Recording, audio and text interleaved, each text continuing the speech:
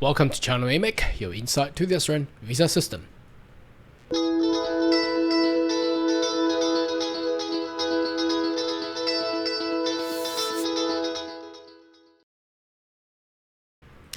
Good day everyone, my name is Carl Young, your online YouTube visa consultant. Are you interested about migrating to Australia? Why don't you consider to subscribe to my channel and turn on a little bell on the side. So once we have all the updates and news, you'll be the first one getting all the insight.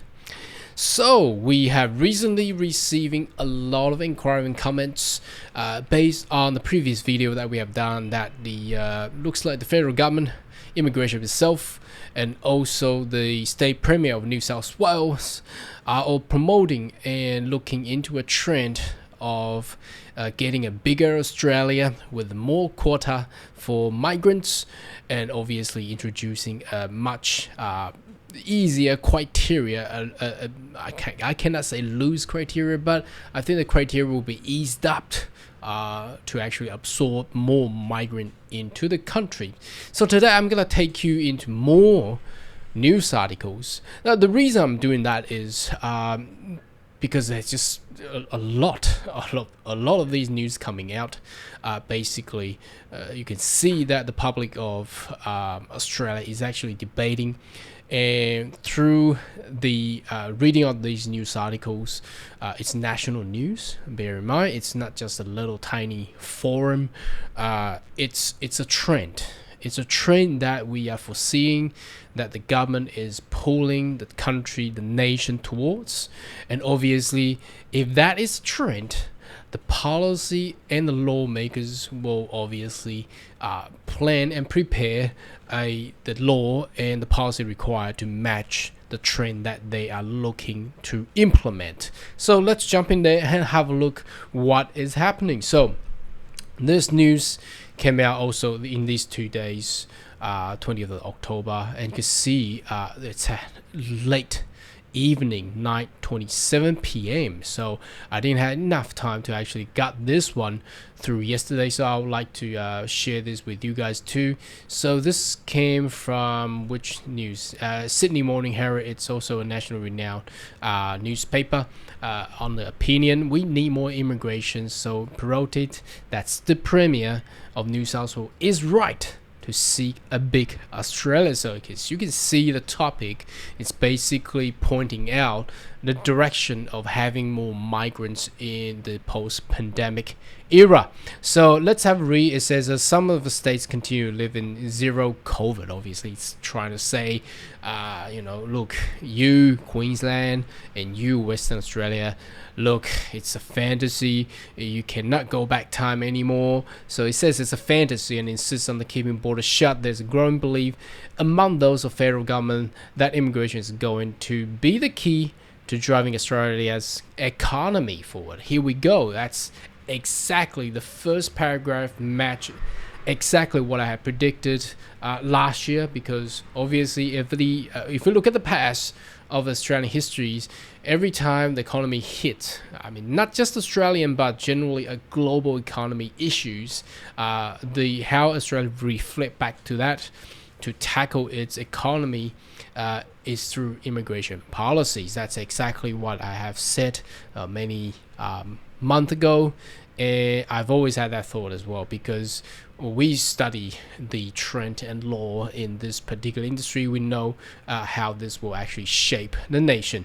I'm seeking for first-hand the impact of lack of skilled tradesperson is having on the manufacturing, construction, broader urban infrastructure industry, and vital getting the economy firing up the cylinder again. Although we've been checking out a lot of news on the strikes on the tradesmen's building industry and things like that, but there's still lack in those things, because if the nation is seeking to obviously 2032 will be Olympic in Brisbane, so a lot of public infrastructure will require to be built, and that's nationally, not just for Queensland.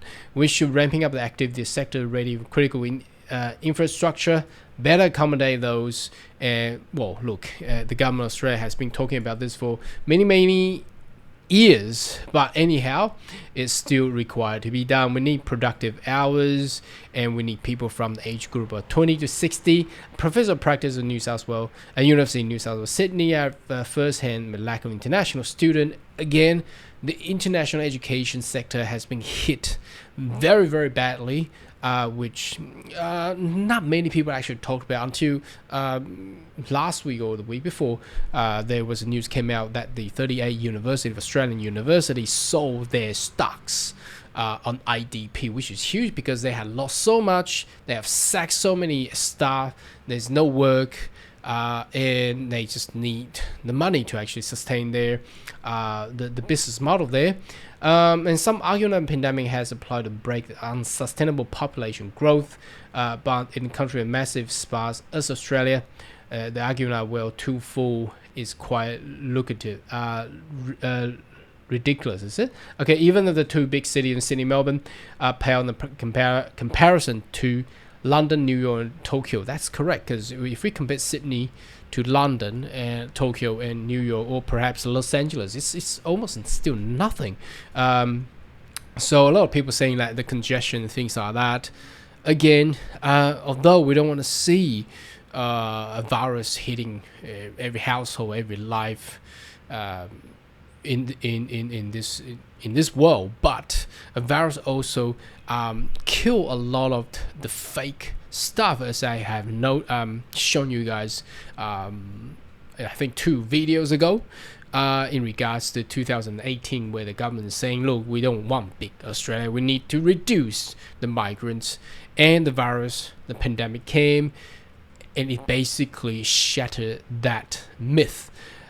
So the truth is, a nation as the 6th largest continent in the world with only 23 million, 25 million people, it is not sustainable. It requires more population in order to grow the economy. You cannot just have that 25 million taking over the whole continent, especially with this globalization, with all the resources required, international trades. Need more people, obviously. Look at agricultural sectors. They need more people working there. So again, that's the key there. So that's that. This is the news on the 20th of October. So basically, this echoes back to what the Premier of New South Wales was saying. But whether or not it's going to be 2 million, I doubt about it. But if we look at yesterday's news, it's talking about 200,000 only skill. What about the families, family migrations? If that was the key, if that is the goal, probably 2 million is actually factual. Let's have a look what else is coming up. So now this one came out this morning, 22nd of October, 5 a.m. Okay, very early. The title says, so Australia wants to welcome migrant again. Good luck with that. So let's have suddenly everybody is talking about immigration. So that's pretty obvious, because the business sectors is struggling badly, because if the business sector cannot sustain, jobs will be lost. If you look at the international education sector, or the university, look, if there's no business, okay, they need to sack and fire all the staff. What we have just learned about that news in my couple of videos ago. I think it was 14,000 staff were lost their jobs and things like that. So huge loss. We need to build a business in order to sustain the economy, and because the growth of the business, then there will be employments. Correct? It doesn't go the other way. If we shrink the economy so we can sustain ourselves, that doesn't make any sense. Anyway, I'm not too sure, but I'm on the other way, where I think if we ask a lot of economists, they will go on the way that the first the one that I talked about. So we need to grow this, so then we get the economy up, and then the employment will follows. Okay, so as Australia opens up the emergent 2-year global isolation due to COVID-19 pandemic, the Treasurer George Farnborough warned the record low population growth due to the closed border will act to handbrake on the economy in coming decades. So, again, the finance that has been set out and planned nationwide is looking at 5 years, 10 years later. They plan ahead, but obviously these 2 years has actually destroyed that plan, because that the plan that had been set 2 years ago, it will no longer sustain, and no longer it will be feasible to actually follow that plan anymore, because everybody will know what happened these 2 years. So already there's evidence of people overseas looking at migrate are considering countries such as Canada, United States over Australia. The US, Canada, Britain were already in stiff competition with Australia to attract best and brightest. But this competition is only set to increase. That's very, very true, because obviously there's a huge loss of lives during these 2 years due to the virus. Now the medical sector, health sector needs a lot of people, because I personally, I don't think this virus will go away any sooner. It came, a couple of days ago we just learned there's another variant came out from UK. Whether or not that's going to be enough damage again, UK has just hit a record high of recent months or days or weeks with 40,000 plus people contracted with the virus again. So how will that actually be managed worldwide? So all these countries are looking in a way to get more skilled people to work. The economy, I feel the damage done during COVID through the lack of goodwill shown temporary migrants and critical sectors skilled in Australian workforce will undermine any renewed efforts welcome much needed people. That's pretty true, because I've received so many comments that people are losing their hopes for Australia, and that's exactly true. A lot of people, although for example like UK and United States, although they were being hit badly by the virus, but Australia has been on the fortress part, where it's the level of getting affected by the virus is much lower. But if we're looking into the migrants and skilled people side, Australia has actually lose very bad on this side of it. So total non-citizen living in Australia to go home, and that was last year. Australia has lost its sheen. So that was the background. So additionally, the population experiment has demonstrated the migrants are not inflating housing costs. So again, a lot of people has been saying, look, there has been too many migrants. They drive up all the price, drive up all the wages and things like that, or not driving up the wages. They stagnize the wage growth, and blah blah blah, all kind of thing, blame on the migrants. But again, this 2 years is very good, because all the migrants are gone. Has the wage been increased or rise? Has the congestion been smoothened up? Again, that's another question to debate. So all the migrants are gone, all the international students are gone. Is Sydney still congested? Is Melbourne CBD still congested? Only you living there will be able to tell us, but everybody will know. So the issue is not really on the migrants actually driving the economy. That's basically what all these news articles are talking about. And another two I wanted to show you just quickly. Again, Grabs, this is a tutorial, came out on the 20th on nighttime as well, almost 10 p.m. there in Australian time. So Grabs this opportunity to improve our immigration program. So they are looking in a way to actually I think the way they say improve, I think it's they are looking in a way to actually loosen up the criteria. As you know, the EOI and the skill migrations, the criteria now is a bit too high. People are struggling with 90 points, 100 points.